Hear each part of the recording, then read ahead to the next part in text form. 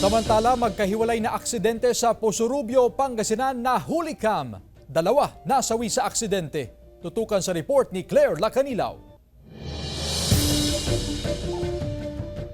Makikita sa CCTV camera ang isang lalaki na ilang metrong nakaladkad matapos mahagip ng kotse habang papatawid sa kalsada na bahagi ng Barangay Alipampang, Posurubio, Pangasinan.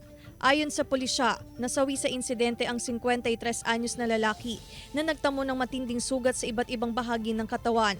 Sinusubukan pa ng GMA Regional TV 1 North Central Luzon na makuhanan ng pahayag ang pamilya ng biktima. Ayon sa investigation po is nakainom po siya, galing po siya ng inuman, then tatawid po siya ng kalsada. Eksakto naman, napaparating itong Mirage, kaya nahagip po siya doon sa inner lane mismo po ng kalsada. Samantala, sa isa pang kuha ng CCTV camera, makikita ang mabilis na pagpapatakbo ng motorsiklo sa kalsadang sakop ng Barangay Rosario, Posurubio, Pangasinan nang biglang mawalan ng kontrol at sumemplang ang motorsiklo. Nagpagulong-gulong ang rider hanggang sa nasagi ang nakaparadang tricycle. Ayon sa pulisya, tumama sa isang barbed wire ang mukha ng biktima na binawian ng buhay sa ospital.